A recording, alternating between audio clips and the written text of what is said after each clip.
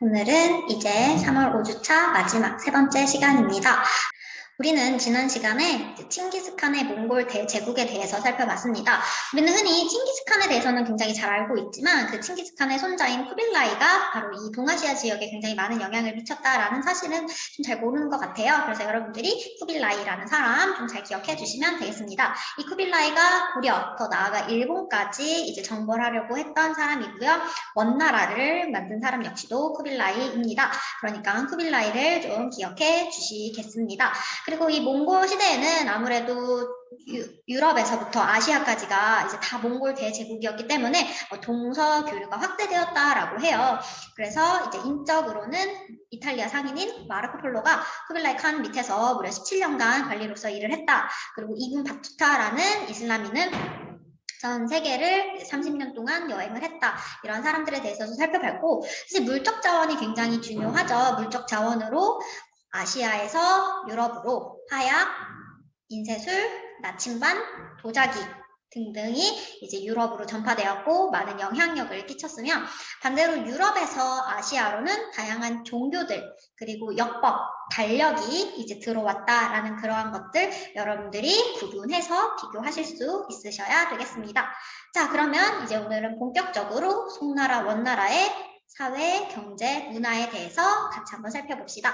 우리가 지난 시간에 이제 송나라, 정보왕조, 그리고 원나라 이렇게 살펴보았습니다. 오늘은 이때 당시에 이제 송나라, 원나라 때 경제, 사회, 문화에 대해서 같이 한번 살펴보도록 할게요. 자, 여기까지가 이제 우리 수행평가 범위입니다.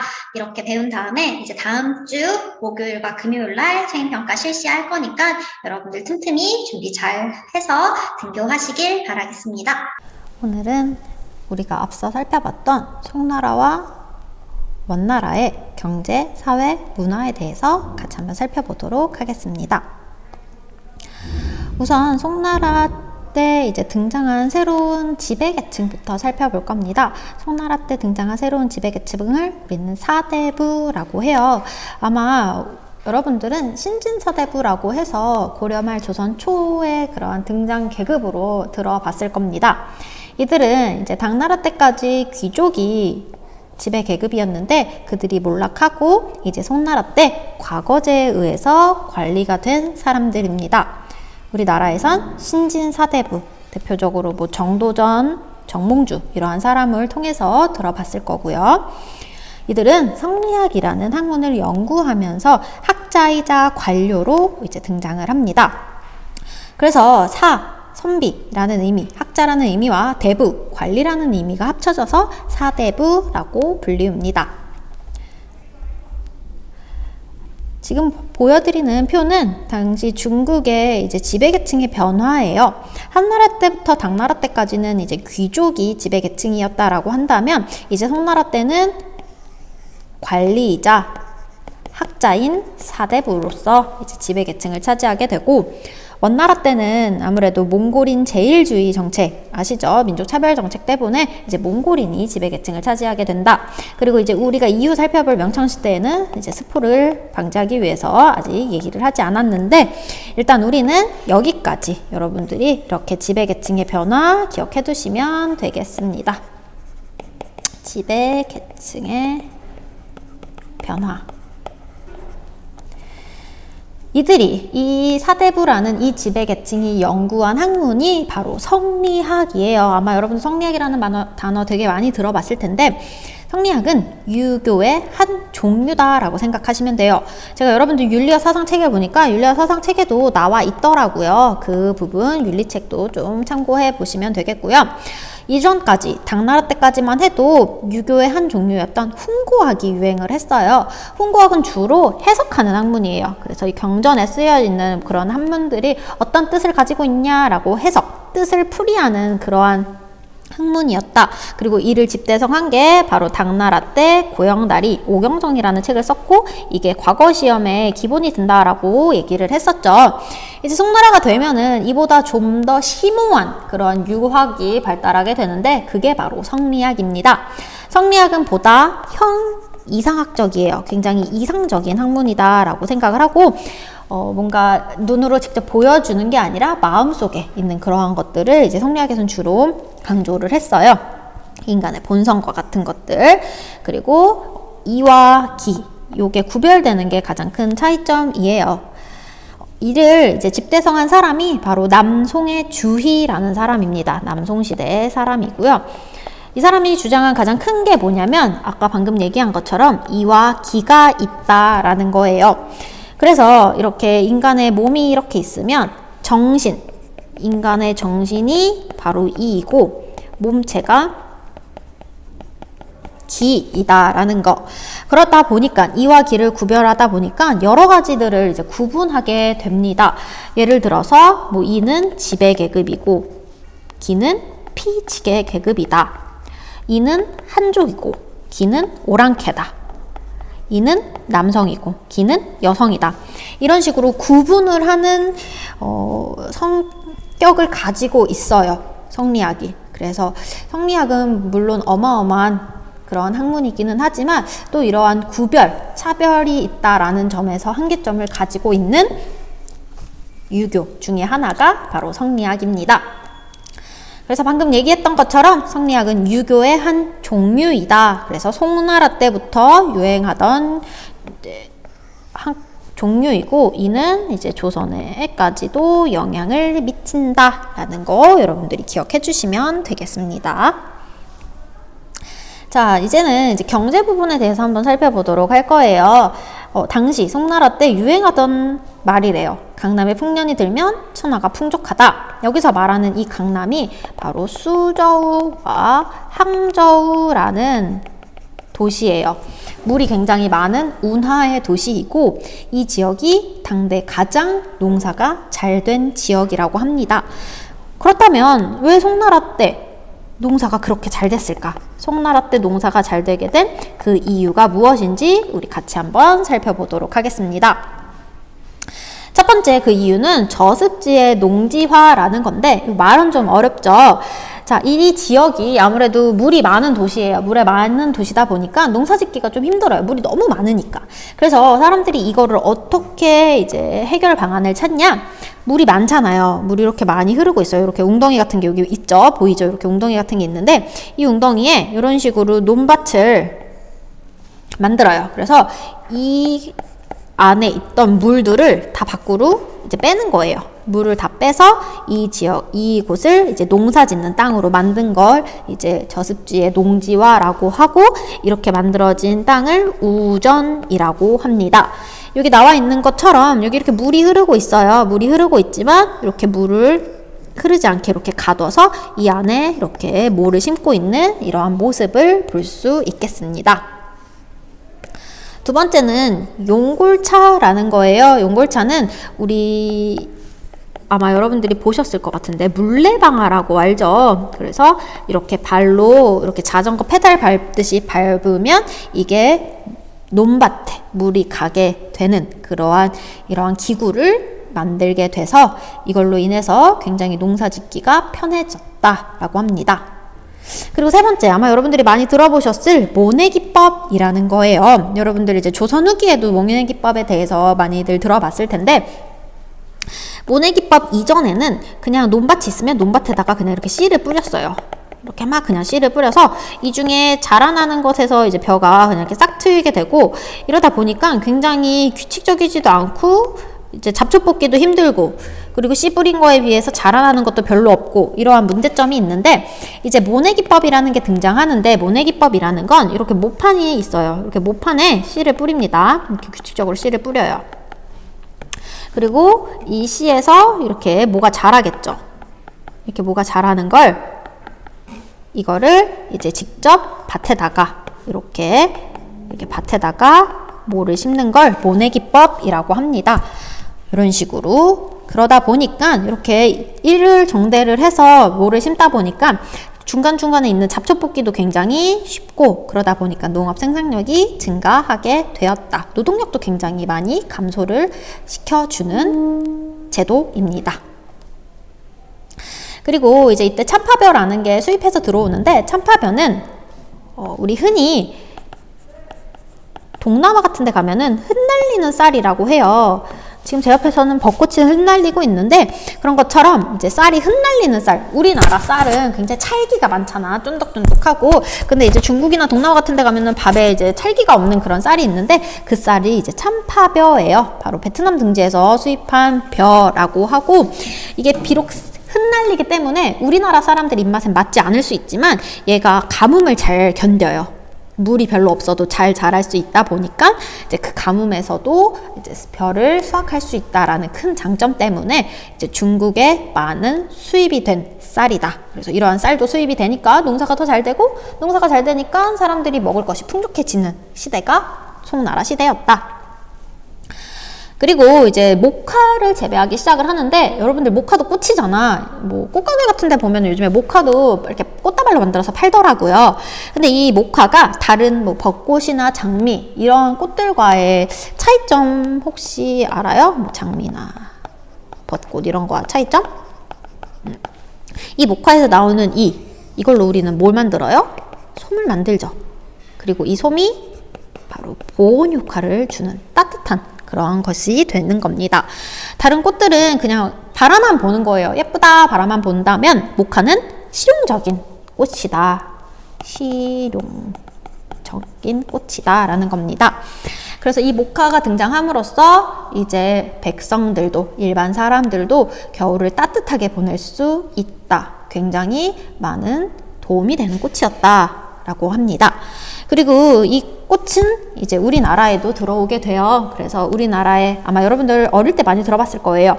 문익점이라는 사람이 원나라에 갔다가 모카씨를 부통에 넣고, 즉 밀수입이죠. 네, 밀수입을 해서 가지고 온 덕분에 우리나라 사람들도 겨울을 따뜻하게 보냈다라고 합니다.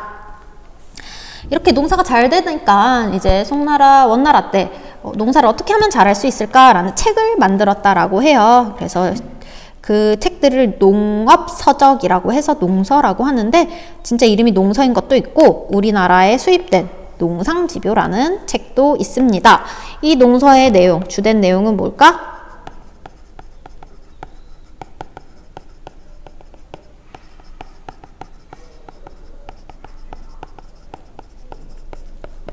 어떻게 하면 농사를 잘할까, 이런 내용들이 담긴 책이 많이 보급이 되어서 더 많은 지역의 사람들이 농사를 잘 짓도록 이러한 것들이 널리 전파되었다라고 합니다. 이 시기에는 농사뿐만 아니라 이제 상업도 굉장히 발달을 했는데, 농업과 상업은 연관이 되어 있어요. 농사가 잘 돼야지 상업도 발달하기 때문이죠. 그래서 그 대표적으로 이제 무역, 대외 교류가 활발하다 보니까 이러한 대외 교류를 위한 하나의 그런 회사 같은 거 만드는데, 그거를 이제 시박사라고 해요. 그래서 국가에서 운영하는 이제 무역 회사다라고 생각을 하시면 되는데, 이제 여기 사람들이 수출입 화물을 검열하거나, 그리고 우리나라에 와서 물건을 팔 수 있어 라는 매매 허가증을 주거나, 그리고 물건을 팔고 나면은 텍스, 세금을 내야 되죠. 그래서 이러한 세금을 징수한다거나, 이러한 것들을 이제 한 회사를 시박사라고 한다라고 보시면 됩니다. 그래서 이렇게 당시 송나라 때 뭐 고려와 일본을 포함해서 아라비아, 인도까지 굉장히 많은 교류를 하고 있는 것을 이 지도를 통해서 살펴볼 수 있겠습니다. 그리고 방금 봤던 건 이제 해외 교류이고, 이제 국내에서도 교류가 굉장히 활발했죠. 국내에서는 이제 시장이 발달을 하니까 이 시장에서 일하는 상인들의 그런 힘이 강해지게 되고요. 이 상인들이 자신을 보호하기 위해서 작과 같은 동업 조합을 만들어요. 그거를 유럽에서는 이제 길드라고 하는데, 여러분들은 길드라는 단어는 많이 들어봤을 테지만 행작은 거의 생소하겠죠. 그래서 행작은 동양의, 중국의 길드다라고 보시면 되겠습니다. 여러분들 게임 같은 데도 길드 뭐 이런 거 많잖아요. 제가 가장 최근까지 했던 게임이 메이플 스토리인데, 거기서도 막 파티원끼리 막 서로 쩔도 해주고 서로 도움을 많이 주잖아요. 서로 막 지켜도 주고, 그러한 것들이 다 길드다. 그래서 서로를 보호하기 위해 만든 거다라고 보시면 되겠습니다. 그리고 이제 이러한 경제가 활성화되면은 사실 가장 중요한 게 돈이죠. 원래 이전까지는 이제 동전을 사용을 했어요. 이제 화폐로 동전을 만들어서, 동그란 동전을 만들어서 사용을 했는데, 동전이 생각보다 무겁잖아. 우리 예전에 아마 뭐 한나라 때 막 얘기해주는 그런 철 같은 걸로 만든 동전 무거울 거 아니에요. 그래서 이 동전을 쓰는 게 너무 비실용적이어서 이제 지폐를 만들게 돼요. 최초의 지폐라고 하는데 송나라 때 교자, 회자라는 지폐, 그리고 원나라 때 교초라는 지폐가 이제 세계 최초로 만들어지게 됩니다. 아무래도 좀 더 이제 들고 다니는 것도 편하고 가볍겠죠. 이런 식으로 이제 시장도 활성화되고 대외 무역도 활성화되고 그러다 보니까 이제 도시가 발달을 합니다. 그래서 이제 당나라 때도 물론 도시가 굉장히 국제도시였다라고 얘기를 했어요. 장안성 굉장히 국제도시였다라고 우리 이런 식으로 보여줬었죠. 근데 발달하기는 하는데 이건 약간 국가가 통제를 되게 많이 했어요. 이 당나라 때만 해도. 어떻게 통제를 했냐? 이런 식으로 생겼었잖아요. 그래서 뭐 발해와 일본에서도 이걸 따라했다라고 하는데, 자, 뭐 이 지역은 사람들이 무조건 거주하는 지역, 이 지역은 뭐 시장 지역, 이런 식으로 국가에서 이렇게 통제를 많이 했어요. 국가 통제. 하지만 이제 송나라 때는 그런 것들이 약해지게 되었다. 어디서든 살고 어디서든 시장을 만들 수 있었고, 그리고 당나라 때는 약간 통행 금지라는 게 있어요. 근데 이제 송나라 때는 통행 금지가 사라지게 되면서 우리 소위 말하는 불야성이라고 하죠. 밤에도 밝은 그러한 모습이 이 송나라 때에 나타난다라고 합니다. 이런 식으로 도시도 발달하고 그러다 보니까 서민들의 문화들도 발전하게 되었는데, 서민들의 문화 어떤 식으로 발전했는지 한번 보도록 할게요. 자, 여기가 바로 송나라의 시장의 모습입니다. 엄청나게 사람들이 복작복작하고 있는 모습을 볼 수 있죠.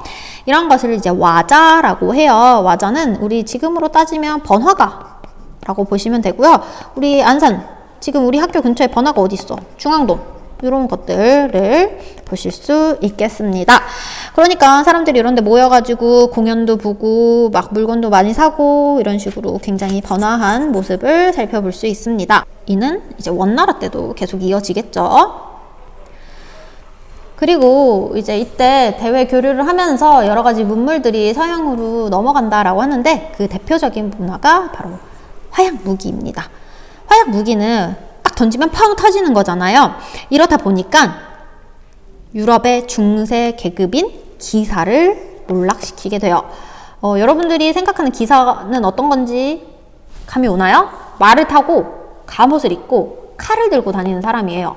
근데 칼을 들고 있지만 폭탄 한번 딱 던지면 끝이잖아. 그러니까 당연히 이들의 영향력은 약해질 수밖에 없고 결국엔 이 계급이 몰락하게 되었다.